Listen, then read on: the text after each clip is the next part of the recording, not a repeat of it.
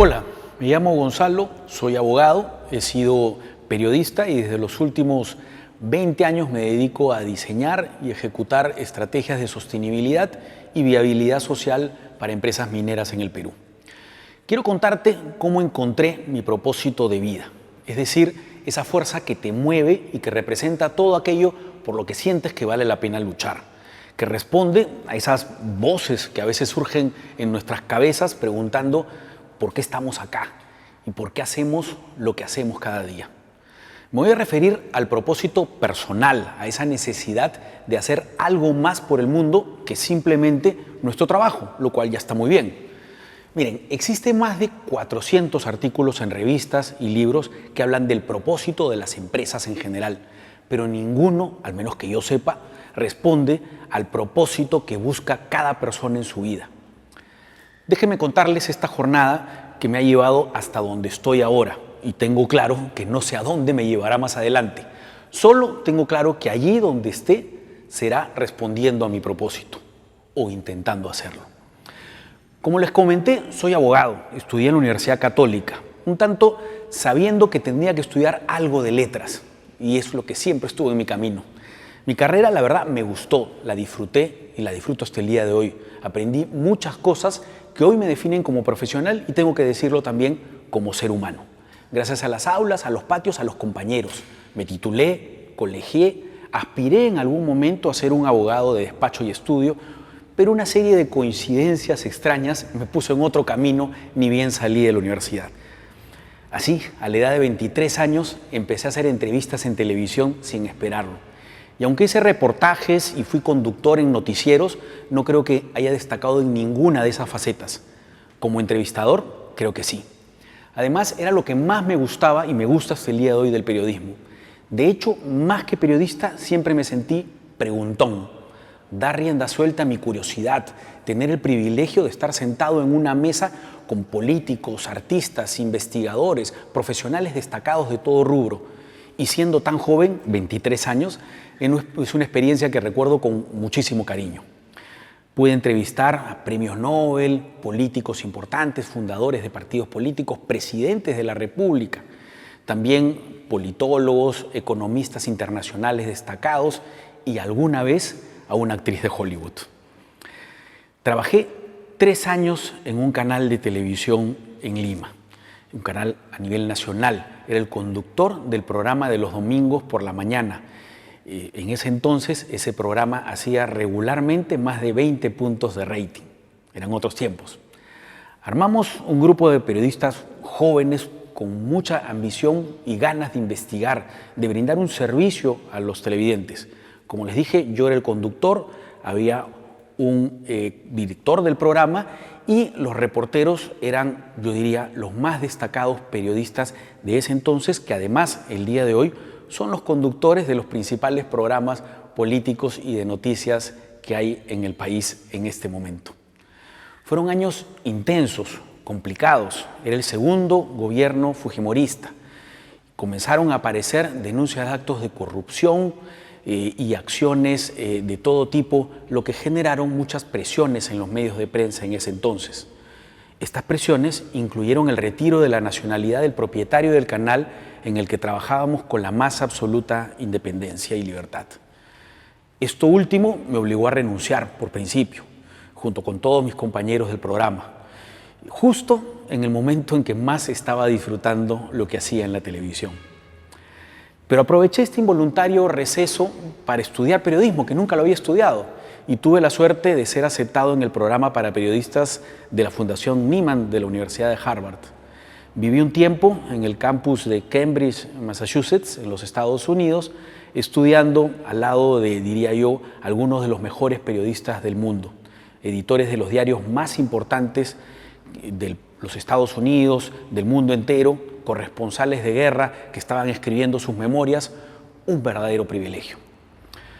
Cuando tiempo después tuve que regresar al Perú, todavía no estaba listo yo para una nueva aventura periodística, pero la verdad es que me encontré con una circunstancia inesperada para mí, una circunstancia familiar que me obligó a cambiar mis planes. Era el gobierno de Alejandro Toledo que recién empezaba y mi padre fue convocado para ocupar el cargo de ministro de Agricultura, el cual ocupó 2 veces. El tipo de periodismo que me había nutrido todos estos años incidía mucho en el control del poder, en ser incómodo sobre todo para las autoridades. Era importante para mí no solo serlo, también parecerlo. Y sentí que no podría presentarme ante televidentes o lectores con la necesaria independencia que requería lo que yo quería hacer. Y tampoco quise convertirme en un miembro incómodo para mi círculo familiar en un momento tan importante para alguien muy importante para mí como mi padre. Y pensé, el periodismo puede y debe esperar. Por eso entré a trabajar como periodista económico y también luego en la rama de consultoría de comunicaciones en una empresa consultora. Fueron casi 2 años en los que busqué mantenerme ocupado mientras decidía cuál sería el siguiente paso. Ojo, no había cumplido aún los 30 años, estaba soltero y empecé a hacerme las preguntas que la vorágine de los años anteriores y la juventud no me permitieron hacer en ese entonces. ¿Cuál es mi vocación realmente? ¿Qué me mueve? ¿Por qué hago lo que hago? Es en ese momento que me doy cuenta cuál fue siempre la parte del periodismo que más me atrajo y que me llevó a estudiar también antes una carrera como el derecho. ¿Qué hace que yo todos los días regrese a casa con una sonrisa cuando termino el trabajo? ¿Y qué, por el contrario, podría hacer que sienta que podría estar haciendo algo mejor en ese momento? Es curioso, hasta el día de hoy algunas personas me preguntan si extraño la televisión, no el periodismo. Y esa parte, la de ser figura pública, en serio, nunca la extrañé ni la extraño ahora. En cambio, la posibilidad de preguntar directamente a personas de todo tipo, eso sí que sentía que era un verdadero privilegio del que intenté disfrutar todo lo que pude. Pero me di cuenta que hacía algo por encima de ganarme la vida siendo curioso y preguntando. Me motivaba y me motiva hasta el día de hoy la satisfacción de querer estar haciendo las preguntas que los ciudadanos quisieran hacer. Siempre vi esa parte de mi trabajo como un servicio público. De hecho, me frustraba mucho cuando en una entrevista no obtenía las respuestas que la gente necesitaba o quería desde sus hogares y que cada persona que estaba viéndome tenía en sus cabezas para mis entrevistados. En esos años repasé los momentos que más me motivaron en los trabajos que había ejecutado hasta entonces y recordé uno previo a mi etapa televisiva, en mi último año de Derecho, cuando realicé el llamado Servicio Civil del Graduando, el llamado CECIGRA para estudiantes de Derecho, que era necesario para obtener el bachillerato. Lo hice, por suerte, en el Ministerio de Educación. Ahí, un funcionario con muchos años de carrera me dijo algo que se me ha quedado grabado hasta el día de hoy. En este lugar sabes que las decisiones que tomas todos los días impactan la vida de miles de escolares en todo el país. Saber esto hace que vengas a tu trabajo todos los días con una motivación que no tendrías en otro. Yo sabía que ahí estuvo siempre mi mayor motivación cuando ejercí cualquier trabajo que haya ejecutado, el oficio periodístico, el derecho, en el impacto en la gente en cada una de mis decisiones.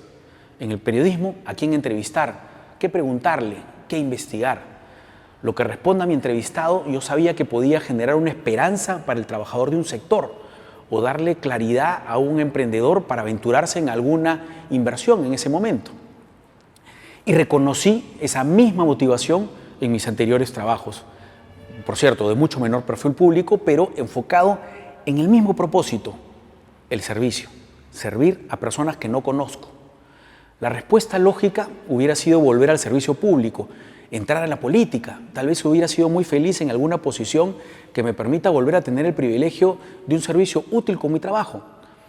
Y tuve un momento en ese instante que hoy calificaría como tal vez una epifanía o algo parecido.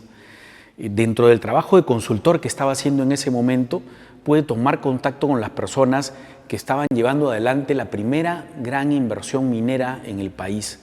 Se trataba de un proyecto ubicado en la Sierra Azul de la región Ancash y era la primera inversión que traería no solamente miles de millones de dólares en inversión al Perú, a la fecha ese mismo proyecto lleva 3.500 millones de inversión, sino también tecnología de punta, esa que permite operar proyectos mineros en el Perú con el mismo o mayor, digamos, estándar ambiental y social que el que tienen proyectos mineros en países desarrollados y con una regulación y tradición regulatoria importante.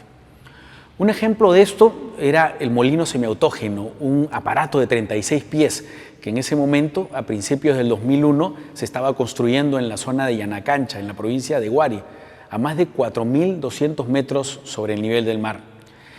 Recuerdo que fui a ver el molino semiautógeno un día del mes de junio del año 2001, cuando recién empezaba a dar vueltas para moler el mineral que era extraído del yacimiento. Había recibido una oferta de esta empresa para ocupar un cargo en el área de comunicaciones y la verdad, aún tenía dudas de si era lo que quería hacer. Seguían estas preguntas en mi cabeza, pero atendí a mi curiosidad y fui a ver qué estaba pasando, qué estaban construyendo estos señores en Huari. Y tengo muy vivo el recuerdo del enorme molino dando vueltas y sonando.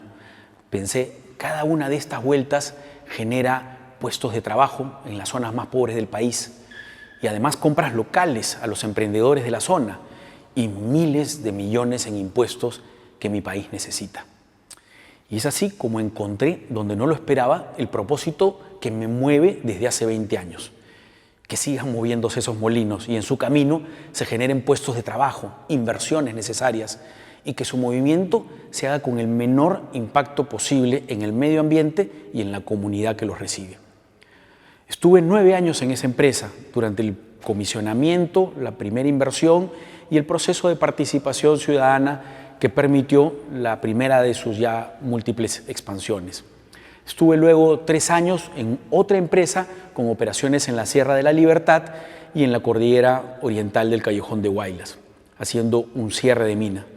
Y finalmente llevo 8 años en una empresa minera peruana de un grupo de inversores peruanos, desde donde he podido ser parte de la puesta en marcha del último gran proyecto minero construido en el país, con sus molinos y bateas de lixiviación en San Juan de Marcona, en el sur del país. ¿He cumplido con mi propósito? Creo que todos los días trabajo y seguiré trabajando en ello. Y puedo decir con satisfacción que los molinos han seguido dando vueltas. Llevo más de 5.000 millones de dólares en inversiones en mi país en las que he participado de alguna manera en algo que considero importante. Ese dinero ha servido para generar miles de puestos de trabajo, directos e indirectos. Calculo que unos 2.500 puestos de trabajo, 12.000 indirectos y muchísimos más en la etapa de construcción.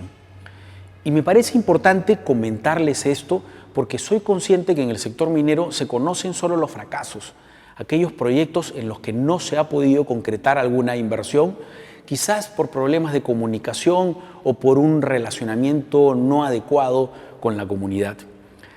Pero poco hablamos de esos casos donde sí se pudo, donde se realizó la inversión sin contratiempos y lo que significa para la economía de miles de hogares y familias de peruanos cada vez que se ejecuta, sale uno de estos proyectos y se termina de construir en paz. Todo esto sin mencionar las actividades de responsabilidad social o de participación en obras públicas en alianzas con el Estado que permiten cerrar las brechas en infraestructura. Con esta historia personal he querido mostrarles que si vuestro propósito en la vida está vinculado al servicio, si lo que motiva cada acción en tu vida no es solo un trabajo, lo cual es legítimo como fuente necesaria de sustento, sino que buscas algo más en lo que haces y ese algo más está en impactar positivamente en la vida de las personas, de personas que no conoces, existen varios caminos.